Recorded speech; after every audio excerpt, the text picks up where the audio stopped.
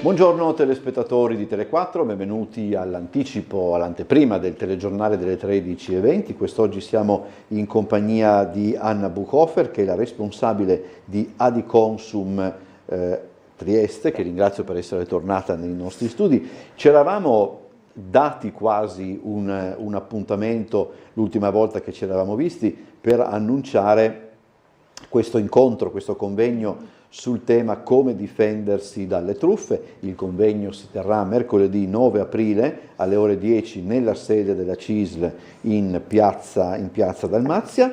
Chi vi partecipa intanto?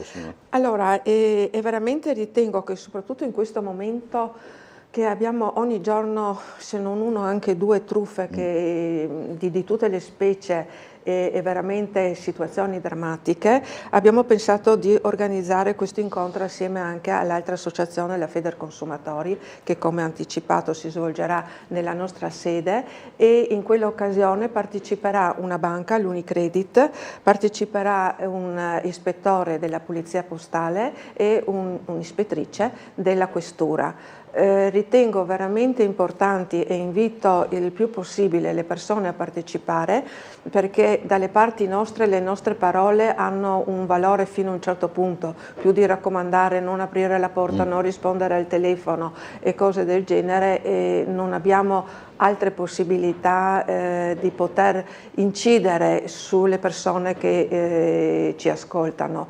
Ovviamente la banca e la polizia e la questura hanno tutte le possibilità, perché loro sono quelle che raccolgono e hanno la vita effettiva di tutti i problemi che sorgono. Ovviamente la banca, per le truffe che succedono in banca, noi sappiamo saltuariamente chi viene da noi.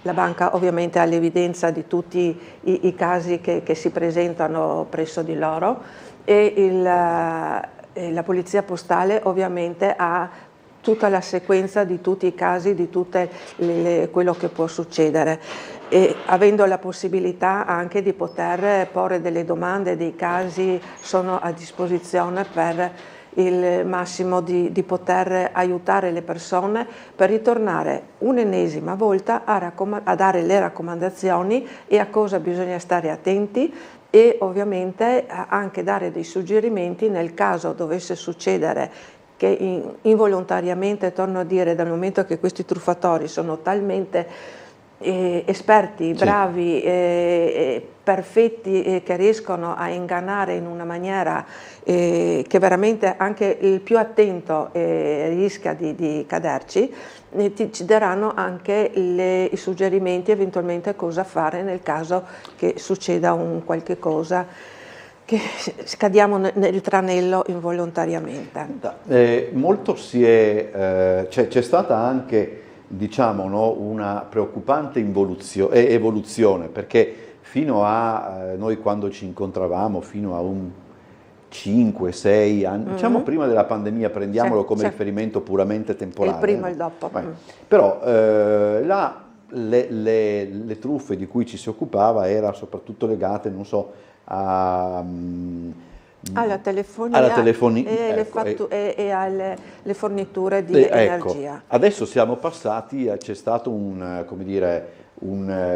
cambio di registro, insomma, perché la maggior parte di quelle di cui noi ci occupiamo come cronaca, e non so poi dopo voi come possiate in qualche modo occuparvi, se non appunto segnalando la pericolosità di certe, diciamo, operazioni, adesso qua vanno direttamente sul patrimonio fisico, e anche sul fisico, perché insomma sappiamo. Effettivamente il prima era, a un certo punto, pensandoci oggi, era un gioco, perché chiaramente si arriva addirittura a dire questo. Sì, bene o male si risolveva il problema, chiaramente era perdita di tempo, la persona che si arrabbiava, però era risolvibile, torno a dire, era qualsiasi cosa in un modo, ma passava un po' di tempo, ma si risolveva il problema.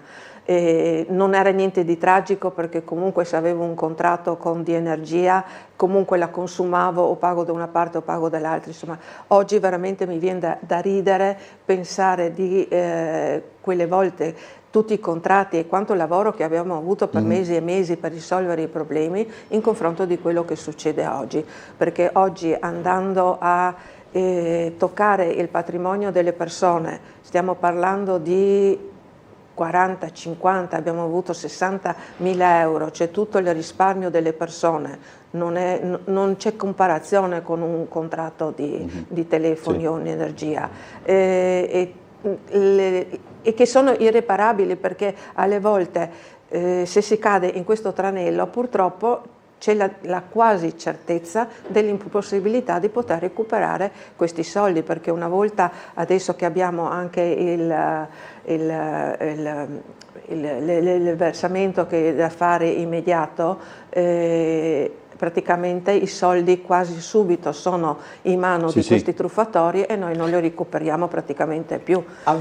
Mi scusi, l'ho interrotto. No, tranquilla. Avete mai indagato dal punto di vista, come posso dire, psicologico in questo senso? Perché desumo che sia molto facile per noi che ce ne occupiamo, ripeto, a livello di cronaca, e anche per chi, insomma, parla di queste Certo. problematiche, per chi ragiona, e penso sia molto facile dire, beh vabbè, ma in fin dei conti dovrebbe essere naturale capire che quando uno ti telefona e ti dice suo figlio, suo marito, suo nipote è rimasto coinvolto, deve pagare, qualcuno potrebbe dire come si fa a cadere in una cosa di questo genere? Psicologicamente immagino che sia anche questo un aspetto di cui vi siete occupati. Esatto, e ogni volta che le persone vengono infatti ai nostri sportelli che mi spiegano queste problematiche che succedono, è una delle prime cose pian pianino, perché sono ancora, quando si rivolgono al nostro sportello, sono ancora sconvolte. E chiedo, proprio per riuscire a capire anche da parte nostra se c'è la possibilità di fare qualcosa, di riuscire a capire come succede, sono loro per primo che ci riferiscono che non sono in grado di dire come è successo, e talmente queste persone che sono talmente esperte, convincenti, parlando con una voce tranquilla, e ovviamente se a qualcuno comincia a spiegare che è successo un qualche cosa al proprio figlio, al proprio nipote, in quel momento le persone assolutamente non ragionano e fanno qualsiasi cosa pur di salvare il proprio parente, senza andare a pensare che in realtà qualsiasi un incidente, che non so, mi chiedono un 10.000 euro, vuol dire che è un incidente abbastanza grave, non è che ho rotto semplicemente il specchietto che mi chiede 1.000 euro, potrebbe essere, e che devo dare gioielli, denaro, eccetera. Penso che è un incidente di una certa ipotesi, se fosse vero naturalmente, di una certa consistenza, a quel punto c'è già arrivata la polizia, carabinieri, ambulanza, eccetera, e non certo risolvo il problema facendo questo versamento. Noto che le persone assolutamente entrano nel panico più assoluto e non sono in grado di ragionare, pertanto il nostro tentativo è quello ulteriormente, per quanto possiamo, dove possiamo, di ripetere in modo che le persone, tante volte dico, mettere un promemoria, un qualche cosa vicino al telefono, in modo che se ricevo una telefonata del genere dico, ah no, devo stare attenta un attimino che se si tratta di una truffa o un qualche cosa, è successo qualcosa a mio nipote, la ringrazio, vado a telefonare a mio figlio e chiedo notizie se veramente la cosa corrisponde e non ci cado nel tranello. Anche perché c'è un dato ulteriore che molto spesso poi, per tutta una serie di ragioni, anche queste facilmente comprensibili, le persone che cadono in questi raggiri possono entrare anche in un periodo, non voglio dire di depressione perché quello è un altro discorso, però certamente è un periodo in cui si perde anche la stima di se stessi, perché uno dice come ho fatto a cadere in una cosa di questo genere, quindi nei confronti dei parenti, dei figli, eccetera, eccetera, c'è anche quest'ulteriore, come dire, c'è questo ulteriore aspetto da tenere in considerazione. Esatto, perché effettivamente succede così. E si sentono addirittura alle volte, si colpevolizzano se stessi, perché cercando un attimino di tranquillizzarli, un attimino vediamo quello che si può fare, anche psicologicamente, alle volte perdo tra virgolette anche mezz'ora per parlare con queste persone, per cercare di farle comprendere che non sono loro i responsabili, non sono loro i colpevoli, ma i truffatori, è una difficoltà enorme. Cioè, a quel punto, quando cominciano a ragionare, si colpevolizzano proprio per il fatto sono stata io e non ragionano che in realtà era l'altra persona talmente esperta e brava che li ha portati a questa conseguenza. È un caso di questi giorni a livello nazionale, ne ho letto, la madre di una persona di una certa notorietà che è rimasta vittima di una truffa finanziaria piuttosto importante in ogni caso, e praticamente non parla più con nessun membro della famiglia probabilmente, adesso detta così è pesante, magari anche per la vergogna, insomma, Esatto. non lo so, scatta qualche cosa. Si vergognano di avvisare i parenti un attimino, quando si svegliano che è successo, di avvisare un attimino i figli o qualche altro parente conoscente per essere aiutati anche un attimino, perché dal di fuori un'altra persona che ha un attimino un po' vede la situazione in un altro modo, può anche dare un consiglio, qualche cosa, come intervenire, a chi rivolgersi, cosa fare. Pertanto assolutamente l'ennesima raccomandazione, torno a dire, in questo convegno sarà importante che le autorità ci daranno ulteriormente, perché adesso noi diamo un po' i suggerimenti, dei consigli di quello che abbiamo noi l'esperienza di sportello. Ma ovviamente tipo la polizia postale, che è proprio quella che vive questa situazione, potrà darci tanti più consigli proprio psicologicamente, come comportarsi nel caso che si riceva queste telefonate, queste mail. Stanno circolando mail e sms falsi, non aprirle, non aprire mai gli allegati che sono su questi messaggi se non si sa esattamente, tranquilli da chi provengono, perché veramente vengono rubati tutti i dati del telefono. Un'altra raccomandazione che vedo tante volte: le persone hanno tutta la loro documentazione, tutti i contratti, tutti i documenti sempre sul telefonino. Perso il telefonino, succede qualcosa, un furto, un qualcosa, non abbiamo più niente. Mettere in salvo, scaricare questi documenti, sono d'accordo che ormai tanti hanno eliminato di avere il computer, un tablet, un qualche cosa da poter scaricare e non conservare tutti i nostri dati sul cellulare. È facilissimo, queste persone sono bravissime e riescono a rubarci tutti i dati che noi abbiamo, e poi vengono utilizzati in tanti modi e che dopo neanche non ci rendiamo conto, e se non al fatto che dopo succede un qualche cosa. Vengono rubati i documenti, utilizzati per fare contratti, per fare una marea di cose. Torno a dire tante volte quasi all'estremo che sarebbe veramente a un certo punto fermarci e eliminare questi aggeggi. Cioè che ogni tanto ci si fa un pensiero un in attimino tal senso, sarebbe un attimo, fermiamo il mondo e cambiamo sistema, dal momento che non si riesce a fermare queste persone. Questo tipo dice. Perché... E per l'appuntamento appunto di mercoledì 9 alle ore 10 bisogna iscriversi? No, si può venire... l'ingresso libero, chiaramente. Invito chiaramente alla nostra sede, ripeto, in piazza Dalmazia numero 1, presso la sede della CISE, che è anche la nostra sede della Diconsum. Sarà presente con noi anche la Federconsumatori con cui collaboriamo, e ovviamente, come detto, la banca l'Unicredit, che porterà la sua esperienza e le sue raccomandazioni, ma quello che è più importante ritengo quello della Polizia Postale e anche della Questura, la quale porterà tutti gli accadimenti di quello che riguarda proprio anche le violenze che fisiche, oltre a queste diciamo un po' telematiche, con le sue raccomandazioni, il come comportarsi, come fare e come evitare questi purtroppo inconvenienti che sta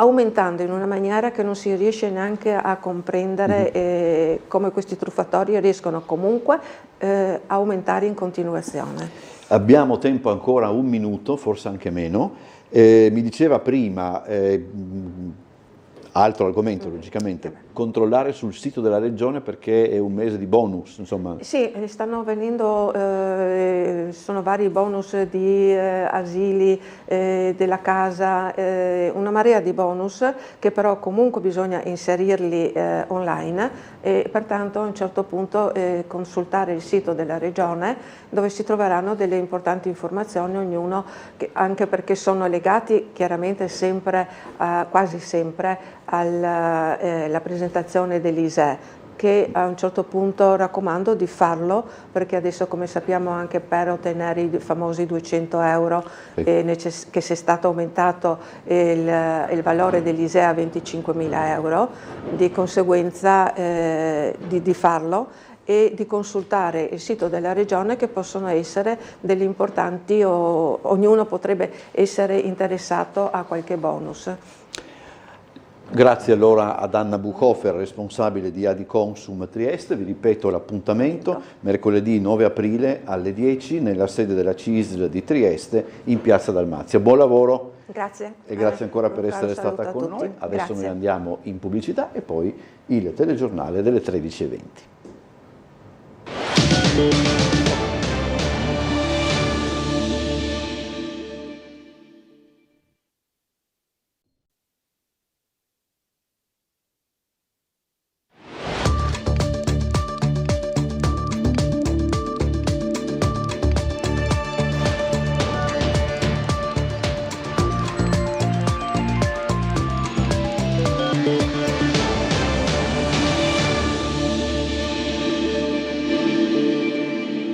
Buongiorno telespettatori di Tele4 e benvenuti a questo appuntamento con l'informazione che si apre con la cronaca. È in carcere con l'accusa di omicidio volontario la 58enne triestina Erika Podmenik, arrestata ieri poco dopo il rinvenimento del cadavere dell'89enne Isabella Tregnaghi, la pensionata trovata morta con la gola tagliata nel suo appartamento nella zona del ghetto di Trieste.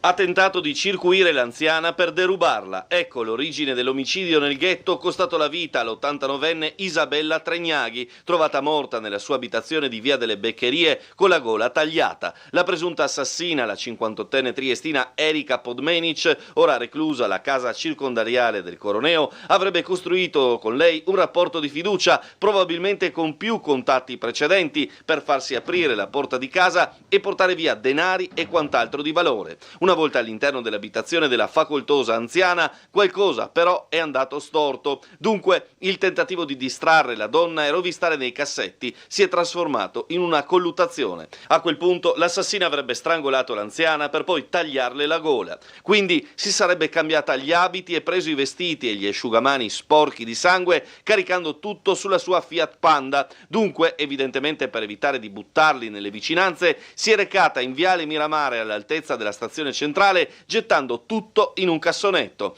Nel frattempo però la figlia dell'anziana si era collegata da remoto alle telecamere installate nell'appartamento, ha visto la madre esanime ed ha allertato il servizio Televita. La catena dei soccorsi e il tempestivo intervento dei carabinieri ha permesso di identificare in breve la sospettata del delitto, tanto che i militari aspettavano già la donna sotto casa in via della Cereria al suo rientro, dopo essersi disfatta delle prove nell'immondizia. Alla vista dei militari però la 58enne è scappata a bordo della sua Panda, una fuga durata meno di mezzo chilometro. Al semaforo di via Bramante il blitz degli uomini dell'Arma ha permesso di assicurarla alla giustizia. Abbiamo visto delle macchine che hanno fermato una Panda, gli si sono messe di traverso, diciamo, una macchina bianca tutta in borghese, e come hanno fatto uscire una signora da questa Panda, diciamo, bianca, una signora alta, con i capelli a caschetto, mi pare neri, l'hanno ammanettata e l'hanno portata via con le macchine, con le volanti, insomma. Poi erano tutti in borghese, anche i poliziotti o carabinieri, non so chi erano tutti quanti in borghese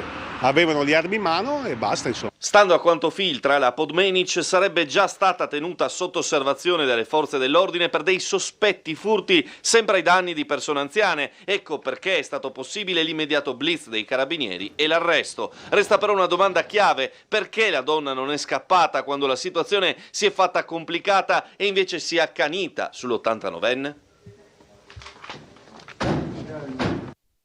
Sentiamo ora la testimonianza di una signora che lavora nella zona del ghetto. La testimone ha raccontato di aver visto la presunta assassina dell'89enne aggirarsi nella via e appostarsi proprio davanti alla palazzina dove abitava la vittima. Quindi questa donna col caschetto nero che si aggirava per questa zona, giusto? Lei l'aveva già notata? Sì, sì.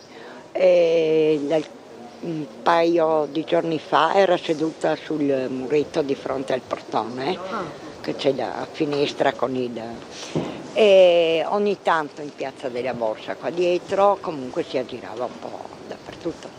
Ecco la conferma che la donna si aggirava sul luogo da tempo. È stata vista in più occasioni a passeggio per il ghetto. La presunta assassina dell'89enne di Via delle Beccherie non era quindi un volto sconosciuto nella zona. Non solo, secondo la testimonianza della signora ai nostri microfoni, che lavora nel ghetto e frequenta la zona ogni giorno, Erika Podmenic si sedeva sullo scalino di fronte all'ingresso della palazzina dove abitava Isabella Tregnaghi, come per voler incrociare la vittima, attaccare bottone, parlare con l'89enne, guadagnare la sua fiducia.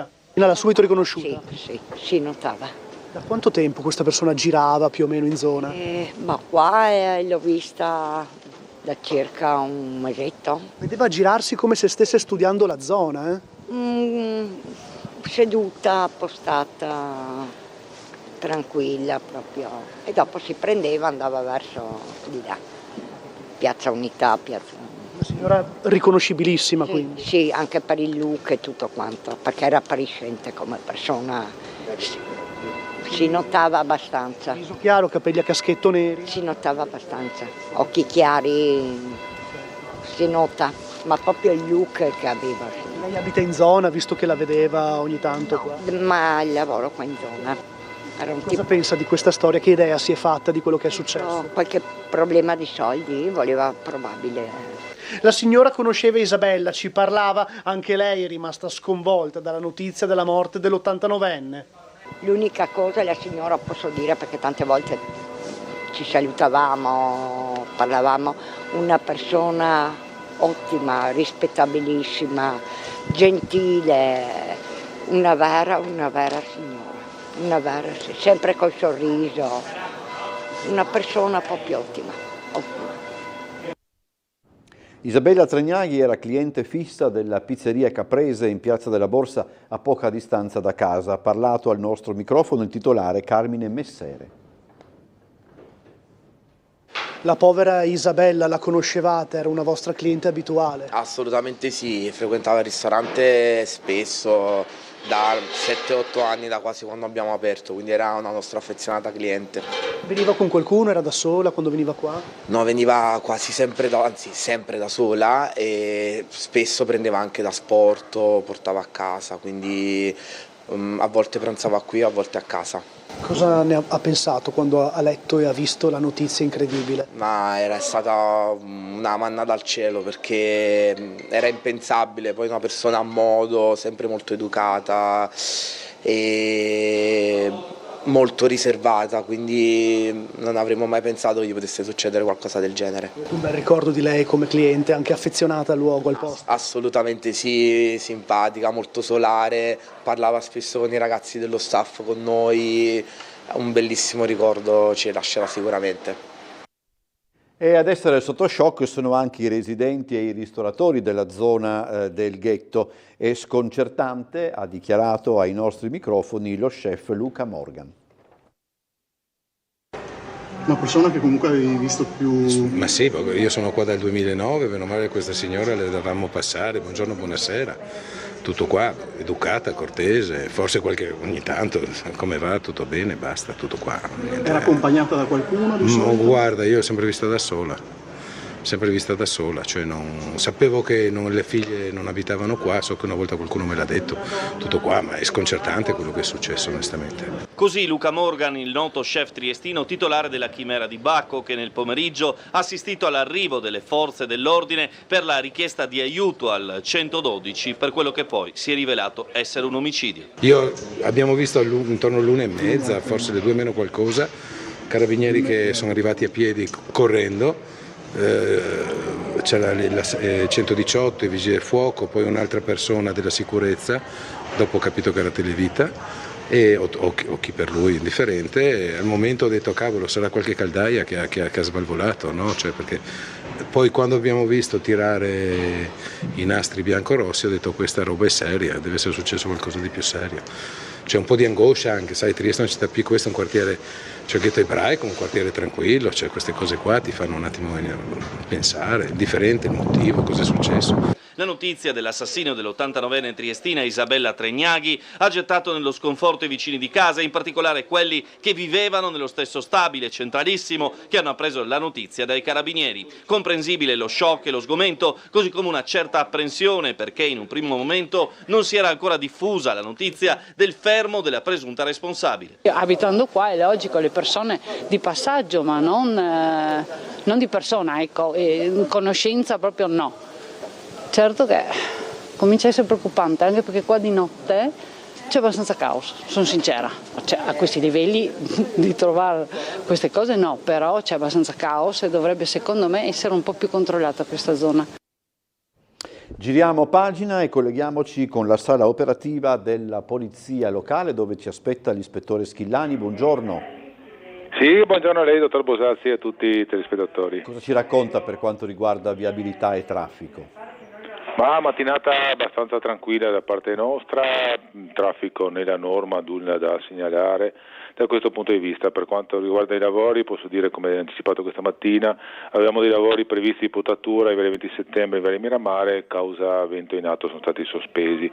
E causa il vento siamo in via Buonarroti, intersezione via Resman, può interessare i residenti.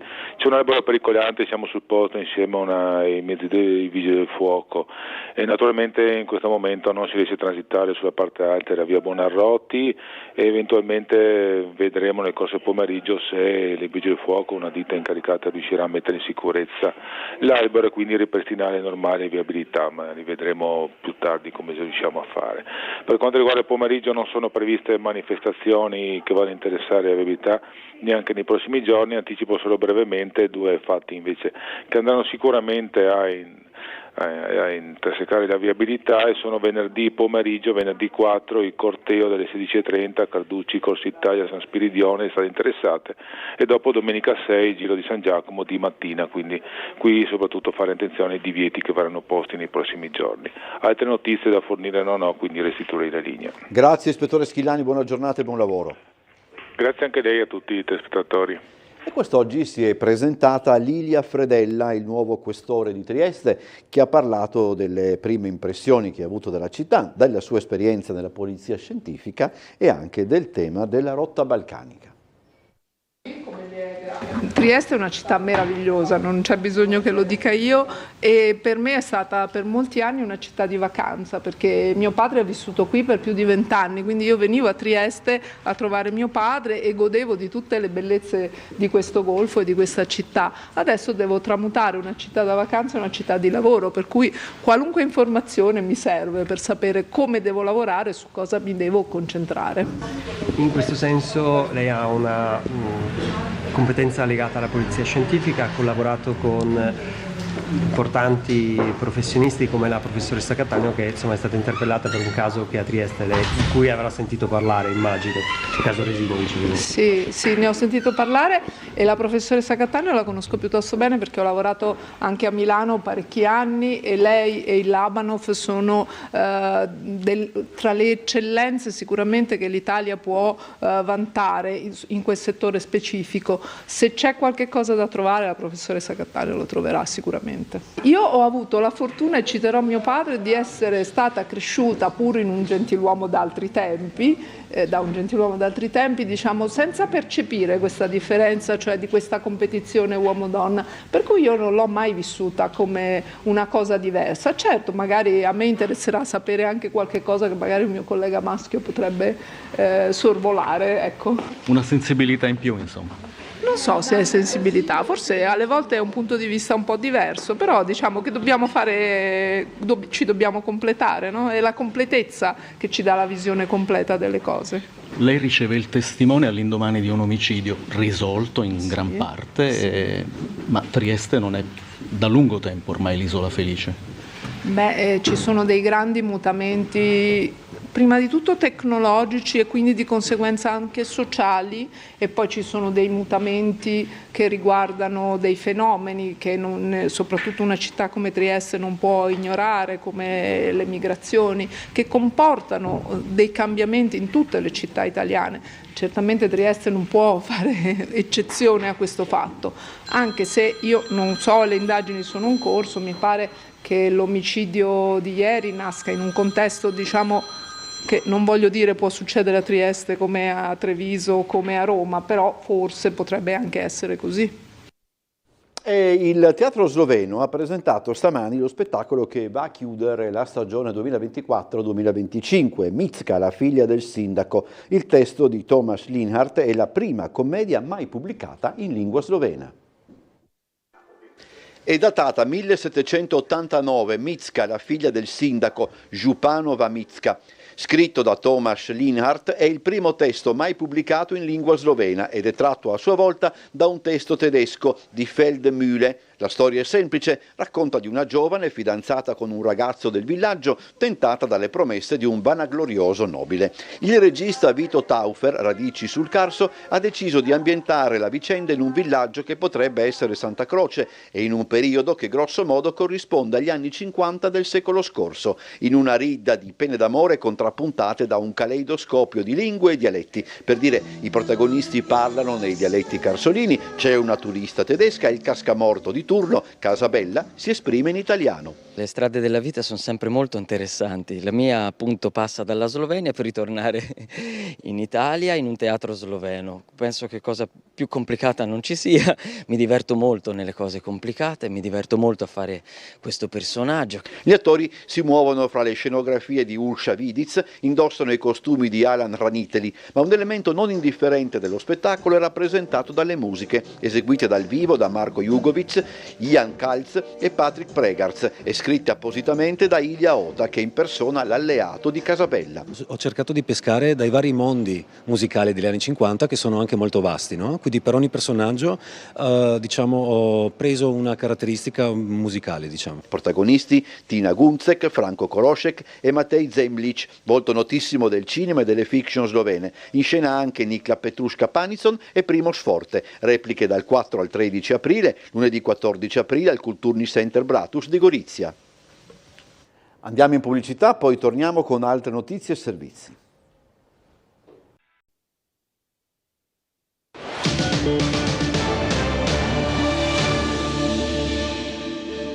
Rientriamo in studio e parliamo di un pesce d'aprile tutto particolare.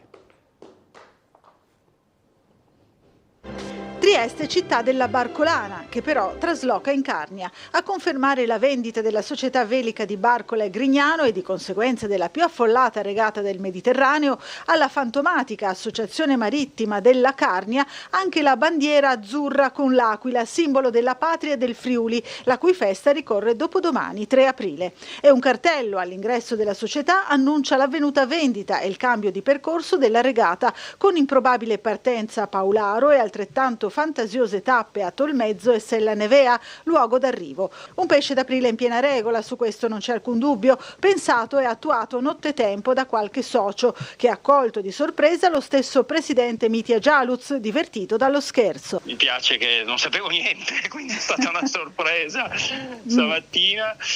Tra l'altro ieri sera abbiamo fatto il consiglio direttivo, non ci siamo accorti di niente, evidentemente nottetempo hanno issato la bandiera, hanno fatto le loro iniziative ma insomma sai che questo spirito accompagnato da Barcolana dall'inizio, mi fa piacere che sia sempre vivo, che insomma, ci sia questo spirito goliardico e tipicamente triestino. Stamattina ero a Roma per diversi appuntamenti istituzionali per l'organizzazione della prossima edizione, che coinvolgerà anche il Friuli. Per cui, qualcosa di vero c'è, insomma. Sì. Allora, presentato dall'assessore regionale Alessia Rosoleni il pacchetto famiglia per le varie misure pensate a sostegno di figli e diritto allo studio, sono stati stanziati oltre 96 milioni di euro. Quadruplicate dal 2018 le risorse regionali destinate alla famiglia, con un impegno particolare nel sostegno dei figli e del diritto allo studio. Così l'assessore regionale al lavoro, formazione e famiglia Alessia Rosoleni nel presentare il pacchetto complessivo di interventi per il 2025. Dal 2018 la Regione Friuli Venezia Giulia sta strutturando servizi e benefici per le famiglie per accompagnare la crescita dei figli ed accompagnare tutto il percorso di vita delle famiglie. Siamo passati sul diritto allo studio da poco più di 5 milioni spesi nel corso del 2021 a quasi 9 milioni del 2025. Sulla famiglia siamo passati dai 25 milioni che c'erano nel 2018 ai 54 milioni del 2021 e abbiamo superato per il 2025 abbondantemente i 96 milioni. Tante le misure messe in campo per dare una risposta al progressivo indebolimento del potere d'acquisto, a cominciare da quelle strutturali come la carta famiglia. C'è poi un fitto calendario al quale prestare attenzione per non perdere i contributi. Ad esempio, quello per l'abbattimento delle rette per i nidi e i servizi per la prima infanzia è richiedibile da oggi, lunedì 31 marzo, fino al 31 maggio. Da domani invece si può richiedere online la dote famiglia. Tra le misure confermate il contributo per la previdenza complementare dei figli minorenni e il contributo di 20.000 euro per l'abbattimento del mutuo sulla prima casa alla nascita o adozione del terzo figlio. La novità è la dote finanziaria per l'autonomia dei giovani, che consente l'accesso a un prestito agevolato presso gli istituti convenzionati con la Regione.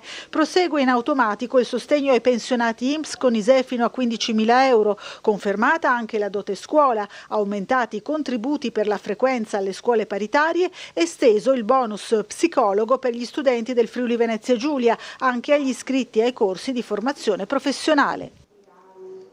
Allora, dopo l'assemblea di Adesso Trieste svoltasi nel fine settimana, il capogruppo in comune Riccardo Laterza lancia un appello a lavorare sui temi al resto dell'opposizione in vista delle prossime elezioni del 2027.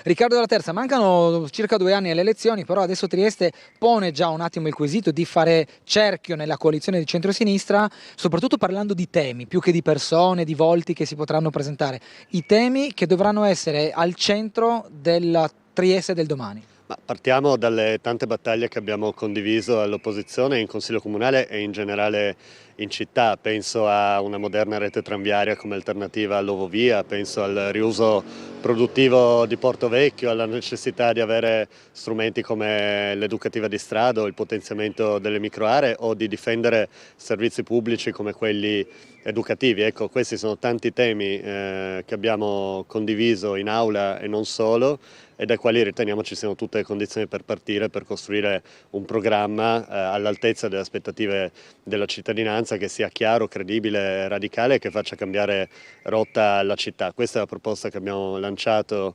sabato scorso nella nostra assemblea cittadina. Il primo riscontro è stato molto positivo sia da parte delle forze politiche coinvolte, ma anche da parte delle associazioni, dei comitati, delle realtà sociali che possono e devono contribuire con le proprie idee a disegnare un futuro diverso per Trieste. Ora auspichiamo ovviamente che si parta presto e che si sfruttino al meglio questi 2 anni per discutere, per dirimere tutti i dubbi e le questioni, ma soprattutto appunto per presentare alle triestine e ai triestini un'alternativa credibile a questa amministrazione che ha fallito ormai su tantissimi fronti. Triplicate le richieste di ascolto al punto antimobbing del comune. Le donne vittime principali di abusi e molestie, cresce anche il numero di uomini che chiedono aiuto.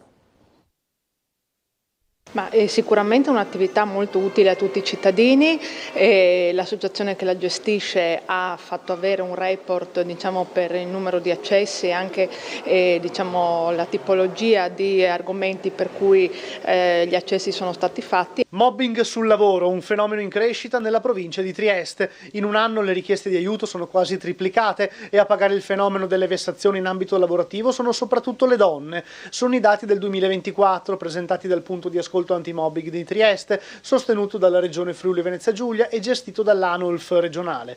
Nel corso del 2024 il punto di ascolto ha consolidato la sua attività con 81 contatti attivi. Questo dato riflette la maggiore consapevolezza fra i lavoratori riguardo la conoscenza dello sportello e la disponibilità di risorse dedicate a fronteggiare il fenomeno del disagio e delle molestie sul lavoro.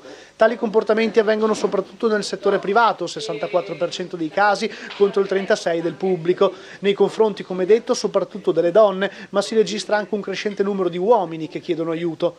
L'aumento significativo dei casi avviene a partire dai 40 anni, correlati alla creazione della famiglia e alla maternità, oltre che alla necessità di cura dei soggetti fragili. Le problematiche comprendono questioni organizzative, conflittualità relazionali, discriminazioni, molestie e umiliazioni. Lo sportello è rivolto a tutti coloro che ritengono di aver subito vessazioni di questo tipo. A tutti coloro che ritengono che sul posto di lavoro si agiscano delle ingiustizie e delle attività di mobbing largamente intese, e quindi sicuramente anche dirimere quelli che sono gli argomenti dal lecito e dal non lecito è un'attività a cui tutti i lavoratori dovrebbero fare un pensiero laddove riscontrino di avere, di subire delle attività sopra le righe. Il punto di ascolto si trova in via Capitelli 15 ed è attivo mercoledì dalle 13 alle 19.30 e giovedì dalle 14 alle 19.30. Le consulenze sono gratuite e coperte da anonimato. C'è un nuovo corso in intelligenza artificiale responsabile e sostenibile che sarà lanciato dall'Università di Trieste dal gruppo Generali, che, come dichiara il presidente del Leone Andrea Sironi, stringe un ulteriore legame con l'intera città.